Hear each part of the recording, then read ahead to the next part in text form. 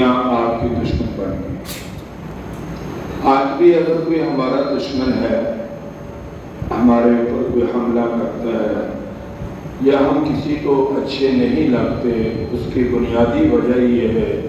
کہ ہمارا تعلق اسلام کے ساتھ ہے۔ ان لوگوں کو اگر کوئی پسند نہیں تو صرف کلمہ پڑھنے والے لوگ، دین اسلام پہ چلنے والے لوگ، یہ لوگ پسند نہیں جو اللہ اور اس کے رسول کا نام لیتے ہیں۔ آج اگر ہمارا پاکستان لوگوں کی نظروں میں اگر ہے اور وہ لوگ چاہتے ہیں کہ ہم پاکستان کا نام نشان مٹائیں کسی طریقے سے بھی، اور پوری دنیا کفر سمجھوتا بھی کرتی ہے، اتحاد بھی کرتی ہے، پلاننگ بھی کرتی ہے، لیکن آج تک الحمدللہ ہمارے ملک کا وہ کچھ بھی نہیں کر سکے اور قیامت تک کر بھی نہیں سکے۔ ان لوگوں نے مدینے کا نام و نشان مٹانے کی کوشش کی، لیکن اللہ نے ساتھ دیا اور پوری دنیا کفر مل کر مدینے کا کچھ نہیں بگاڑ سکی۔ آج اگر پاکستان ہے تو انشاءاللہ اس کا بھی کچھ نہیں بگاڑ سکے۔ لیکن اگر ایسے حالات ہوں کہ جب دشمن ہم پہ اٹیک کرے اور ہمیں کمزور سمجھے یا ہمارے اوپر دائیں بائیں سے حملے کریں، تو وہ پورے طریقے اللہ نے ہمیں بتائے ہیں کہ ہم نے ان کا مقابلہ کیسے کرنا۔ اللہ تبارک و تعالیٰ نے واضح طور پر یہ بیان فرمایا ہے کہ صرف نماز ہی عبادت نہیں، صرف تسبیحات پڑھنا ہی عبادت نہیں، اپنے دشمن کا مقابلہ کرنا، دشمن کے مقابلے کے لیے تیاری کرنا، یہ بھی عبادت ہے۔ ہمارے پاس جتنے ہتھیار ہیں، جتنے جہاز ہیں، جتنی ہماری فوج ہے، ان کا اٹھنا، ان کا بیٹھنا، اپنے ملک کی سرحد کی حفاظت کے لیے جاگنا، پہرا دینا، راتوں کو عوام کا سونا اور ان مجاہدین اور فوجیوں کا رات کو جاگنا اور پھر دشمن کی آنکھوں میں آنکھیں ڈال کر مقابلہ کرنا، یہ بھی بہت بڑی اللہ کے ہاں عبادت ہے۔ کہ اللہ فرماتے ہیں کہ وَأَعِدُّوا لَهُم مَّا اسْتَطَعْتُم مِّن قُوَّةٍ وَمِن رِّبَاطِ الْخَيْلِ تُرْهِبُونَ بِهِ عَدُوَّ اللَّهِ وَعَدُوَّكُمْ وَآخَرِينَ مِن دُونِهِمْ۔ فرمایا کہ اتنی تیاری کرو جتنی تم طاقت رکھ سکتے ہو، کہ یعنی تمہارے پاس جو کچھ ہو سکتا ہے تم دشمن کی تیاری کے لیے وہ کرو۔ یہ ظاہری اسباب ہیں، اصل فتح تو اللہ نے دینی ہے، لیکن ظاہری طور پر جو ہے اپنے اسلحے کو بنانا اور اسی طرح سے اپنے دشمن کے مقابلے کے لیے جدید چیزوں کو خرید کر رکھنا، یہ اللہ نے آج سے 1400 سال پہلے ہی بتا دیا تھا کہ جتنا تم ان کا مقابلہ کرنے کے لیے سامان تیار کر سکتے ہو پورے کا پورا کرو۔ آگے فرمایا کہ اب سامان تیار کر کے کرنا کیا ہے؟ فرمایا کہ جو اللہ کے دشمن ہیں تم نے ان کے ساتھ مقابلہ کرنا۔ ایک حدیث میں آپ صلی اللہ علیہ وسلم نے فرمایا کہ لوگوں سنو، الا ان القوة الرمي، یاد رکھو کہ مسلمانوں کی بہترین طاقت کیا ہے؟ تیر اندازی، یعنی اس کو سیکھنا اور اس کو سکھانا، یہی مسلمان کی شان ہے۔ اور الحمدللہ آج تک کوئی بھی، یعنی اللہ قرآن پاک میں فرماتے ہیں کہ یاد رکھیں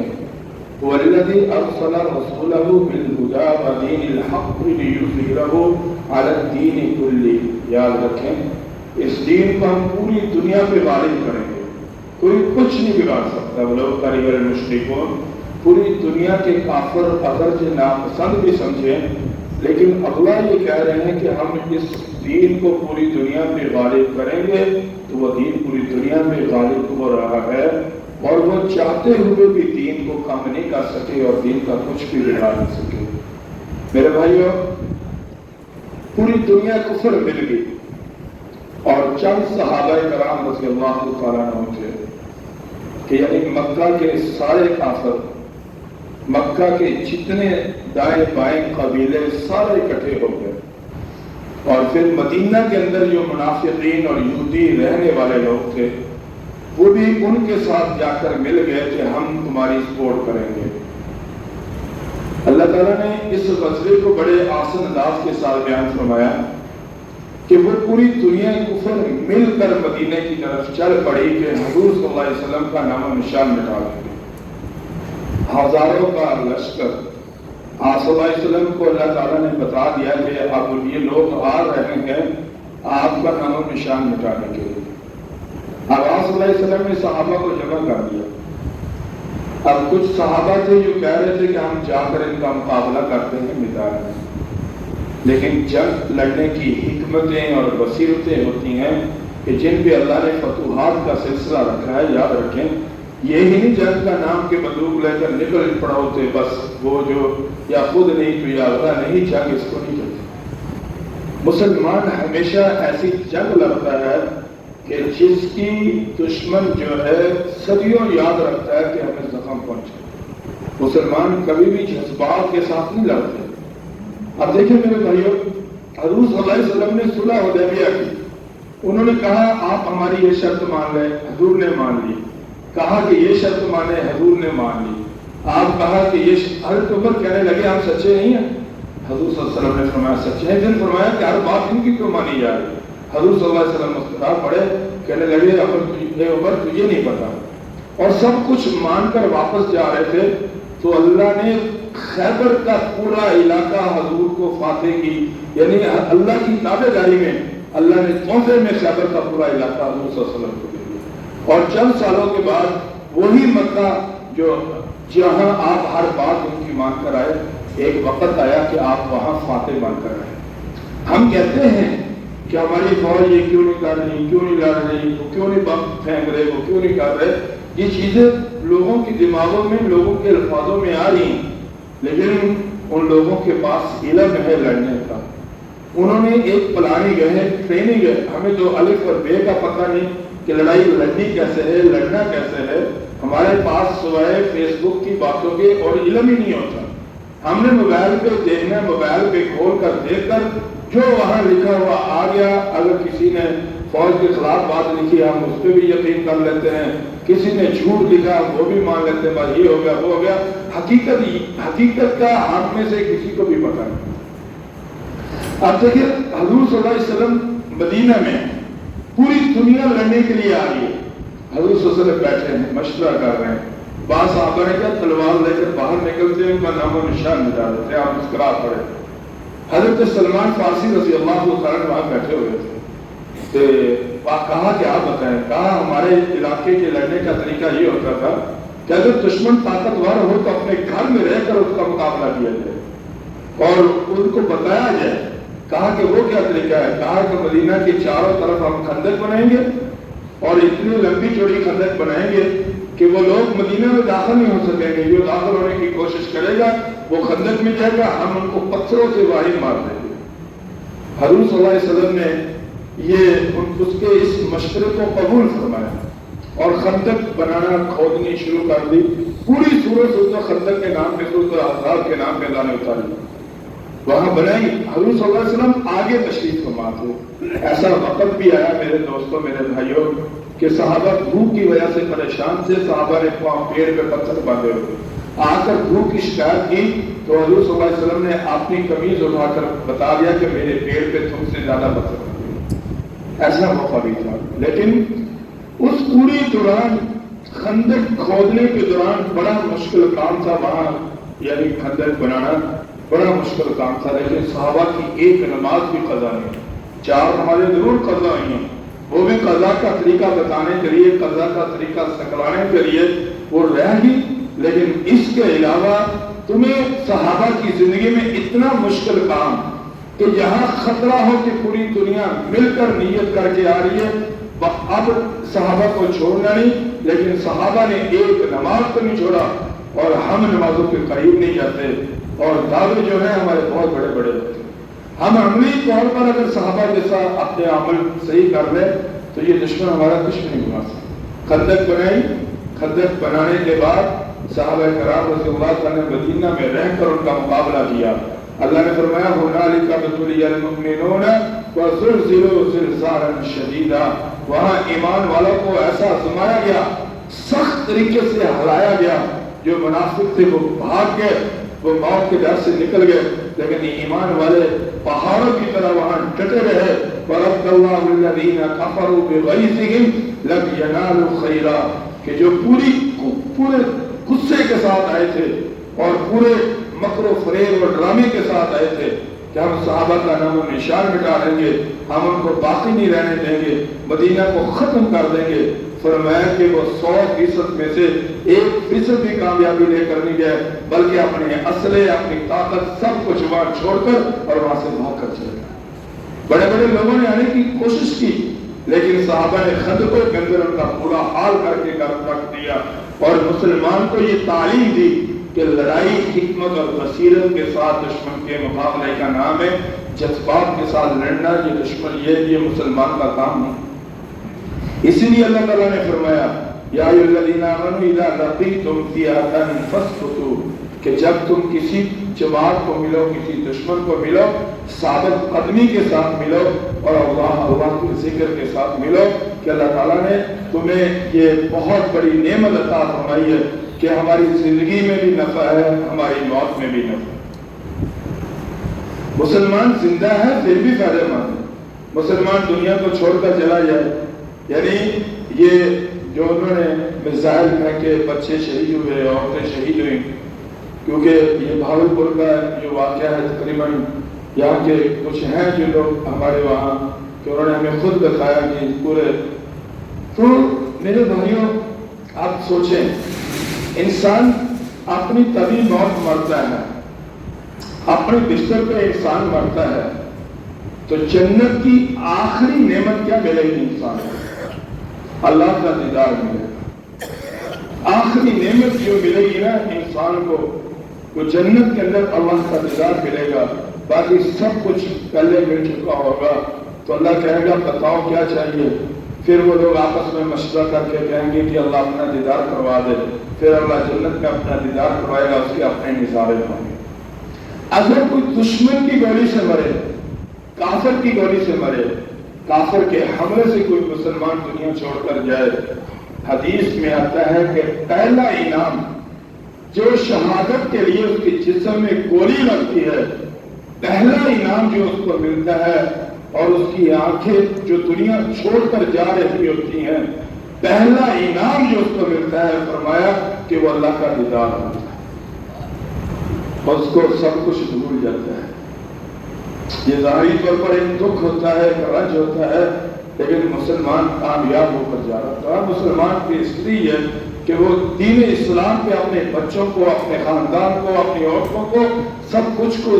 ذبح اور قربان کروا دیتا ہے۔ حضرت عثمان رضی اللہ عنہ نے کربلا کے میدان کے اندر آ کر اپنا سارا خاندان اللہ کے راستے میں شہید کروا دیا، لیکن ان بدکار اور فاسق اور فاجر لوگوں کے ساتھ کسی طرح کا اتحاد نہیں کیا۔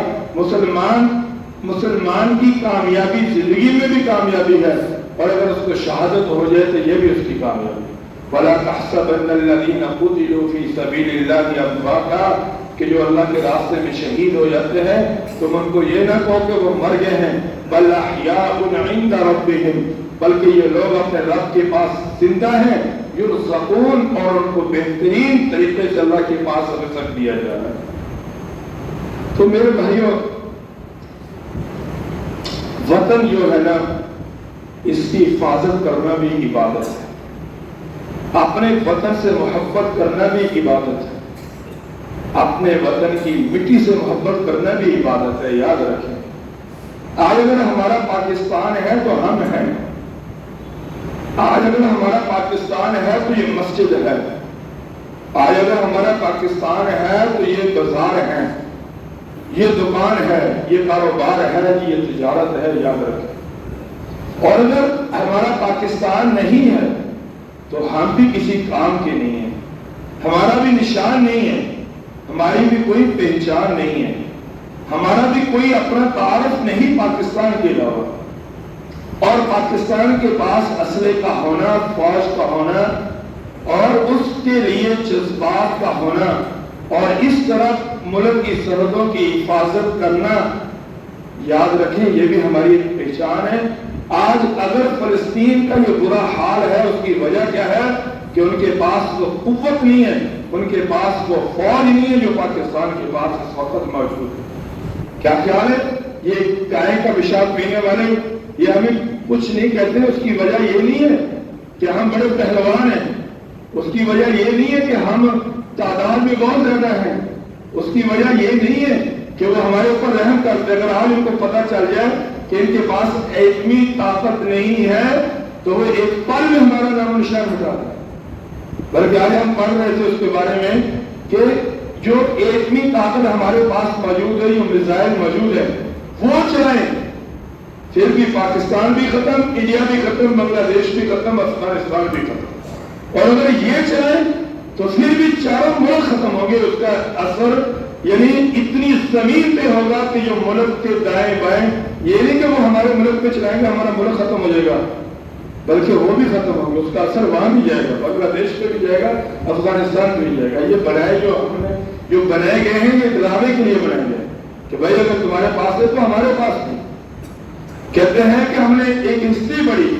کہ جب انہوں نے میزائل بنائے تو انہوں نے چھوڑے تو ہمارے اپنے کھڑے ہو کر کہنے لگے کہ تم کیوں نہیں جواب دے رہے؟ تو انہوں نے سوچا، بڑا سوچا، 17 دنوں کے بعد جواب دیا، پھر ایسا جواب دیا کہ اس جواب کی دھول پوری دنیا کے اندر سے سنائی دی۔ مسلمان ہمیشہ بڑی حکمت اور بصیرت کے ساتھ اللہ تعالیٰ نے اس کو ایک پیغام دیا قرآن و حدیث کے مطابق، اور اس کے مطابق یہ اپنے پلاننگ اور اپنی ترتیب بناتا ہے۔ یہ مسلمان کبھی بھی جذبات کے ساتھ جنگیں نہیں لڑتے، وہ ہمیشہ دیکھیں امریکہ نے آ کر افغانستان پہ حملے کیے، انہوں نے سب کچھ کیا، لیکن آپ یاد رکھیں انہوں نے امریکہ کا جواب دینے کے لیے ان کے پاس وہ میزائل وہ چیزیں نہیں تھی، وہ افغانستان کو چھوڑ کر پہاڑوں اور غاروں کے اندر چلے گئے، انہوں نے اپنے عوام کو چھوڑ دیا کہ یہ شہید نہ ہو۔ لیکن 20 سال کے بعد جن لوگوں کے پاس آج سوچ سمجھ ہے ان کو پتہ چل گیا کہ وہ جو شیر بن کر آئے تھے وہ ایک دن ایسا آیا آج سے 2 سال پہلے کہ وہ گدڑوں کی طرح یا رات کے اندھیروں میں سب کو چھوڑ کر افغانستان کے حوالے کر کر وہ یہاں سے بھاگ گئے۔ تو میرے بھائیوں ہمیشہ مسلمان جیتتا ہے، مسلمان کی جیت ہے، اور ہم نے ایسی حالت میں ہم نے کرنا کیا ہے؟ سب سے پہلے دعائیں کریں اپنے لیے، اپنی فوج کے لیے، اپنے ملک کے لیے، کہ اللہ تعالیٰ حضور صلی اللہ علیہ وسلم نے فرمایا کہ اے مسلمانوں جنگ کی تمنا نہ کرو، لا تتمنوا لقاء العدو، کبھی لڑائی کی تمنا نہ کرنا، دشمن کی ملاقات کی تمنا نہ کرنا۔ فَإِذَا لَقِيتُمُوهُمْ اگر مل جائے وہ تم سے پنگا لے لے، فَاصْبِرُوا پھر لڑو، صبر کرو، وَاعْلَمُوا أَنَّ الْجَنَّةَ تحت ظلال السیوف، پھر جان لو کہ اللہ نے جنت تلواروں کے سائے میں رکھی۔ پیر نہ کرو، لیکن اگر وہ تمہیں تنگ کرے پھر فرمایا کہ ان کے ساتھ خیر بڑا معاملہ بھی نہیں ہے۔ یہ بات ہمیں حضور صلی اللہ علیہ وسلم نے آج سے 1450 سال مسلمانوں کو سمجھا دی کہ کبھی جنگ کی تمنا نہ کرو، جنگ کو اتنی خیر والی چیز نہیں ہے، لیکن اللہ تمہیں سکون کے ساتھ رہنے نہ دیا جائے پھر خیر بھی نہ کرو۔ اور پھر یہ بھی بتایا کہ کچھ لوگ تمہارے اندر ایسے ہوں گے جو مجوسیاں پیدا کریں، وَإِذَا جَاءَهُمْ أَمْرٌ مِّنَ الْأَمْنِ أَوِ الْخَوْفِ أَذَاعُوا بِهِ، فرمایا یہ مدینہ کے اندر بھی تھے، وہ آ رہے ہیں اب وہ کچھ نہیں چھوڑیں گے، اب وہ یوں ہو جائے گا، اب یہ ہو جائے گا، اب اس طرح ہو جائے گا، جہاں بھی اچھا کام ہوگا، جہاں بھی دین کا کام ہوگا، جہاں بھی اچھی باتیں ہوں گی، یاد رکھیں وہاں کچھ شیطان قسم کے لوگ ایسے بھی ہوں گے کہ جو مایوسیاں پیدا کریں گے۔ فرمایا کہ یاد رکھو کہ کبھی ان کی باتوں پہ توجہ نہ دیں، وہ لوگ تمہارے ارادوں کو کمزور کرتے ہیں، وہ لوگ تمہاری ہمتوں کو کمزور کرتے ہیں۔ یا ایھا الذین آمنوا ان جاءکم فاسق بنبأ فتبینوا، فرمایا کہ اگر تمہیں کوئی اس طرح کے فاسق فاجر قسم کے لوگ خبر دیں پہلے اس کی 100% تصدیق کرو پھر آگے جا کر بتاؤ۔ اس لیے ہم جب موبائل کھولتے ہیں ہم ماشاءاللہ ہمارا جتنا بھی نالج جتنا بھی علم ہے وہ سارے کا سارا اس کا تعلق فیس بک کے ساتھ ہوتا ہے۔ جو فیس بک پہ آ گیا 100% ہم نے اس کو سچا مان کر اور ہم اس پہ چلے شروع ہو جاتے ہیں۔ اس لیے جتنا ہو سکے ہم ان جھوٹی خبروں کے پیچھے نہ جائیں، ہمیں اپنے ملک پہ اعتماد رکھنا چاہیے، اپنی فوج پہ 100% یقین رکھنا چاہیے، ان کی دعا کرنی چاہیے اور اپنے لیے دعا کرنی چاہیے، اپنے ملک کی سلامتی کے لیے دعا کرنی چاہیے۔ اور وہ جو لوگ کام کر رہے ہیں اللہ ان کی اس بہادری کو اور اس عبادت کو اپنی بارگاہ میں قبول کرے۔ ایک جنگ حنین کا واقعہ ہے کہ آپ صلی اللہ علیہ وسلم نے کہا کہ آج کون پہرا دے گا؟ ایک صحابی کھڑے ہوئے حضرت انس رضی اللہ تعالیٰ کہنے لگے آپ صلی اللہ علیہ وسلم میں پہرا دوں گا۔ ہزاروں کا لشکر گھوڑے پہ چڑھے اور چل پڑے، پہاڑ کی بلندی پہ جا کر پوری رات پہرا دیا، پوری رات پہرا دیا، صحابہ سوئے رہے ساری رات سکون کے ساتھ سوئے رہے۔ جب آپ نے فجر کی نماز پڑھنے سے پہلے کہا کہ وہ ابھی آئے نہیں ہمارا ساتھی، کہا یہ ابھی تک نہیں آیا۔ جب آپ فجر کی نماز پڑھ کر فارغ ہوئے تو آپ نے اس کو اپنے صحابہ کو کہا کہ وہ آ گئے ہیں، اس کو بلایا، بلا کر کہا کہ بتاؤ رات کیا کیا؟ کہا کہ ساری رات پہرا دیا، میں نے کچھ بھی نہیں کیا، میری نظر دشمن پر جمی رہی۔ آپ نے فرمایا کہ اللہ نے تیرے لیے جنت کا اعلان کر دیا کہ آج کے بعد اگر کوئی بھی عمل نہیں کرے گا اللہ نے تیرے اوپر جنت کو واجب کیا۔ آج جو ہمارے ملک پاکستان کے پہرا لوگ دے رہے ہیں، سرحدوں پہ بیٹھے ہیں، وہ فوجی جو ماؤں کے بیٹے بہنوں کے جوان بھائی وہ دے رہے ہیں، وہ ہم سے زیادہ بہترین عبادت کر رہے ہیں، یاد رکھیں۔ اور اس ملک کی سلامتی اور اسلام کی سلامتی کے لیے بیٹھے ہیں تو ہمیں ان کی سپورٹ کرنی چاہیے، ہمیں مایوسی سے بچنا چاہیے اور اللہ سے دعا کرنی چاہیے کہ اللہ ہمارے ملک کو کافروں کے شر سے بچائے، ہمارے ملک کے اندر اسلام کو بھی باقی رکھے، ہمارے ملک کو بھی باقی رکھے اور اللہ ہمارے ملک کی فوج کی غیر سے حفاظت فرمائے۔ اللہ تعالیٰ عمل کی توفیق